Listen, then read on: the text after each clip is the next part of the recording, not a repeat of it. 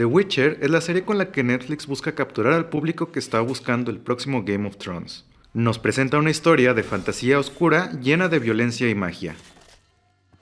A diferencia del ya mencionado Game of Thrones, The Witcher no se preocupa por el realismo. Desde el inicio de la serie, la magia es real y nada sutil, y los monstruos son cosa de todos los días.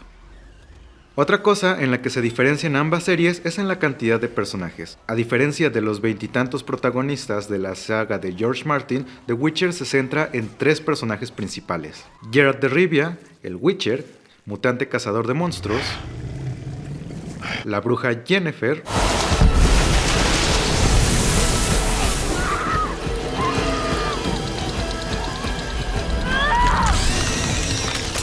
y la princesa Ciri, heredera de un reino devastado por la guerra.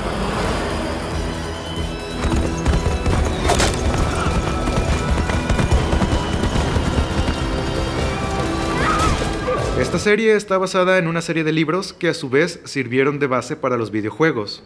Esta distinción es importante ya que el objetivo de la serie no es recrear lo que vimos en los juegos, ni visualmente ni en cuanto a historia. Es por eso que, por ejemplo, Ciri es una niña en vez de la joven a la que vimos en The Witcher 3.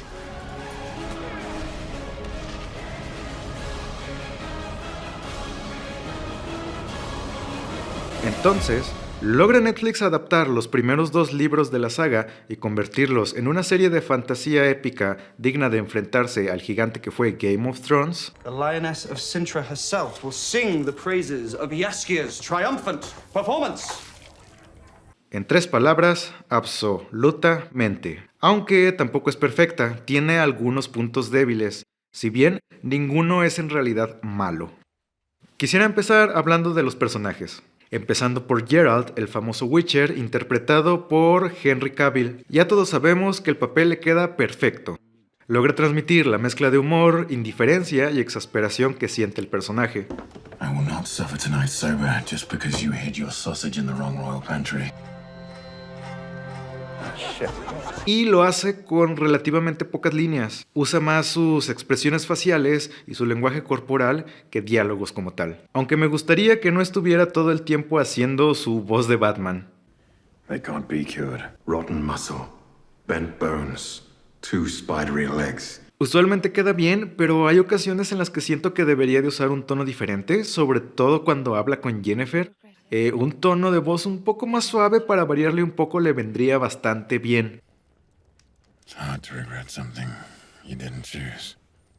But if the choice had been yours, what would you have done instead? A farmer? A stableman?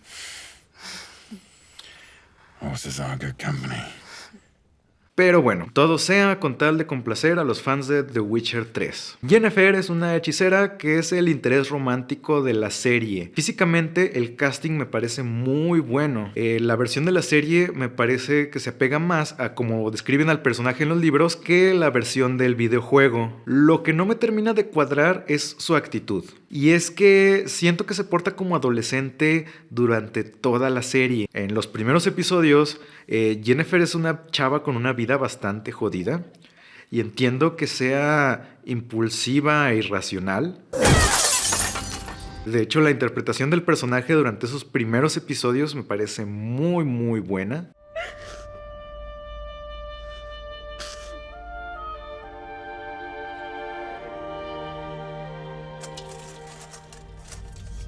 Pero para el final es como de, ok, tienes como 80 años. Empieza a hacerte responsable de tus acciones y ya chale de la actitud de chavita emo. Take her.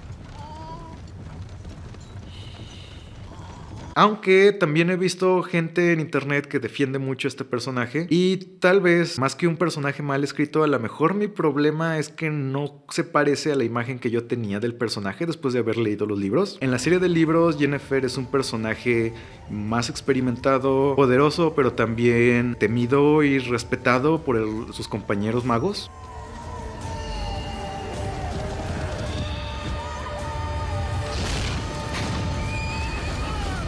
Y aquí en la serie, hasta el último episodio, pareciera que no tiene una buena idea de qué es lo que está haciendo y nadie se la toma muy en serio. Y bueno, a ver qué sucede en las próximas temporadas. Jennifer tendrá que convertirse en el modelo maternal de Ciri y espero que eso la obligue a madurar como personaje un poco. Take her. En cuanto a Ciri, la princesa, hace un trabajo aceptable, aunque tampoco es espectacular. Igual, tienen tiempo para mejorar. La actriz va a estar en el personaje algunos años. Y otra cosa que tampoco favorece mucho a Ciri es el guión de la primera temporada. En esta vemos a Ciri todo el tiempo en la misma situación, asustada y corriendo de algo.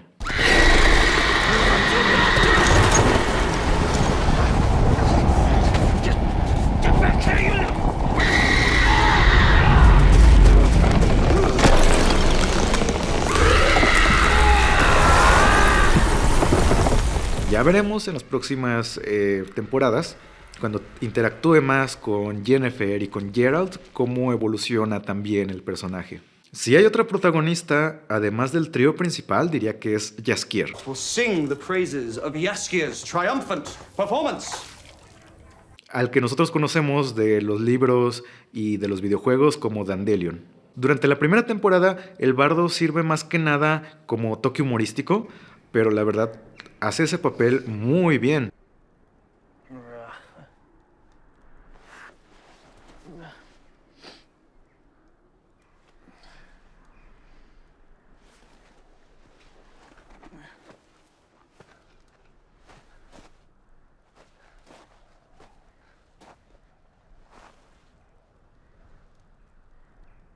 Geralt?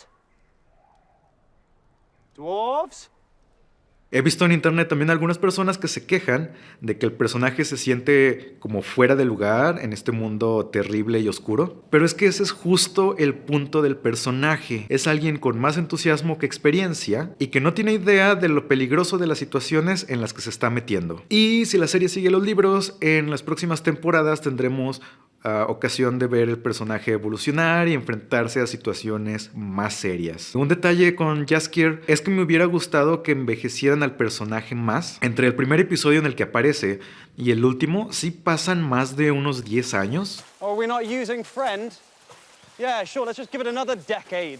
Y me gustaría que se notara más para con eso también hacer el contraste entre Jaskier, que es un mortal común y corriente, y Geralt y Yennefer, que no envejecen o no envejecen tan pronto como los humanos. Ahora vamos a hablar un poco de la estructura de la serie, cómo se cuenta la historia, porque este es uno de los cambios más notables entre los libros y la serie. Los tres protagonistas de The Witcher empiezan su historia separados por décadas. Y en vez de presentarnos la historia de manera cronológica, la serie empieza mostrándonos las historias de los tres personajes que viven aventuras en puntos del tiempo separadas. Las tres historias se mueven hacia adelante a ritmos diferentes hasta que al final se cruzan. La serie no te dice esto explícitamente y las pistas de que las cosas que estás viendo no suceden al mismo tiempo empiezan a aparecer hasta el tercer episodio. Así que esto podría haber sido a lo mejor un leve spoiler, pero igual se los digo porque sabiendo ese pequeño detalle les va a ahorrar mucha confusión al momento de empezar a ver la serie. Esta es una decisión interesante. Te introduce más pronto al mundo y te permite ver más partes del setting desde el inicio.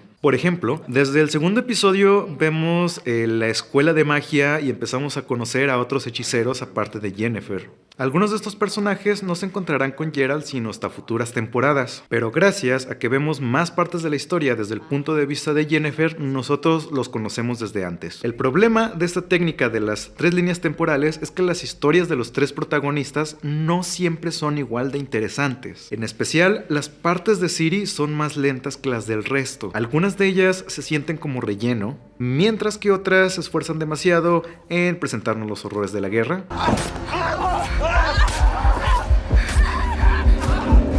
Y aunque eso no está mal como tal, se siente un poco forzado. Pareciera que los productores están diciendo: miren, nosotros también tenemos violencia, ya podemos ser HBO. Hablando de violencia, quisiera hablar un poco del tono de la serie. The Witcher es fantasía oscura bien hecha. Los monstruos son feos, incluso los que son menos peligrosos. Talk! The Silver elven! A rare and intelligent creature! You're a dick.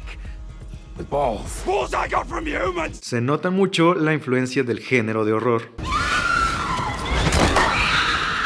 Y no sé si es mi imaginación, pero casi noto ciertas influencias de Guillermo del Toro en los diseños de algunas de las criaturas. Pero eso no significa que la parte de la fantasía esté descuidada. Antes de que la serie fuera lanzada, algunos fans estaban preocupados por estas menciones que hacían los productores acerca de moverla más hacia el terror y hacia el horror y menos a la fantasía. Entonces pensaban que iban a cortar algunos elementos, a lo mejor para ahorrarse en efectos especiales o a lo mejor para acercarla a un público menos familiarizado con las historias de fantasía. Pero al menos en la primera temporada no es así. En el mundo de The Witcher, la magia y quienes los practican son reales, son conocidos. Los hechiceros tienen un papel importante en las cortes y en la guerra. Los magos de este mundo les van a ser sobre todo familiares a los gamers, ya que se parece a lo que hemos visto en videojuegos como Dragon Age o a los magos de, por ejemplo, Calabozos y Dragones. Estos hechiceros se acercan al campo de batalla sin ninguna armadura y empiezan lanzando hechizos que pueden destrozar un ejército entero, hasta que se les acaban los hechizos o los puntos de magia, quedan a merced del primer soldado que se les acerque con una espada en la mano. Otra cosa en la que The Witcher se diferencia un poco de sus antecesores del género es en la inclusión de personajes de todas las razas en su casting, y esto incluye a las criaturas no humanas. Hay elfos de todos los colores, incluyendo elfos de color. Este es un claro contraste con, por ejemplo, los elfos del Señor de los Anillos, que eran totalmente de raza europea. Otro punto que vale mencionar es la música. Es apropiadamente dramática y tiene influencias de Europa del Este. Y claro, la canción. Toss a coin to your witcher, oh valley of plenty, oh valley of plenty, oh. La canción que Jaskier le compone a The Witcher funciona como canción tema incluso dentro del mundo. Las personas de su mismo universo la cantan en las posadas. Take one of mine. Toss a coin to your witcher, oh valley of plenty, whoa. Toss a coin to your witcher, a friend of humanity. Thank you. Y la verdad es que sí está muy pegajosa. Toss a coin to your witcher, oh valley of plenty.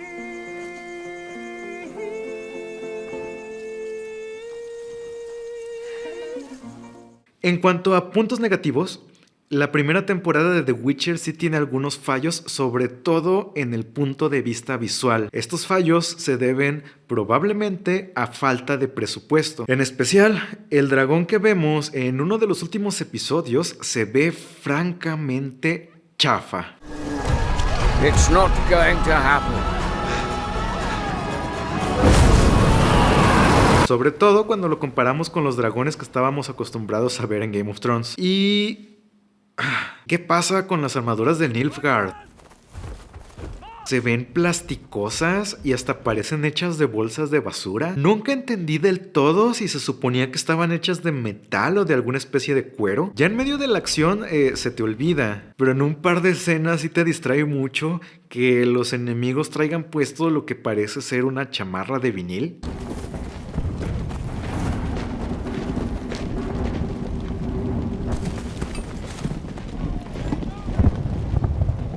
Aunque en general son fallos relativamente menores que no te impiden como tal disfrutar de la serie. En resumen, la primera temporada de The Witcher es una excelente obra de fantasía contemporánea que aprende del éxito de Game of Thrones y trata de mover el género hacia adelante, sin descartar los clichés ni las tradiciones del género, sino simplemente actualizándolos. Si este es el estándar para las series de fantasía mainstream de ahora en adelante, bienvenida sea la ola de adaptaciones que se vienen. Not so different.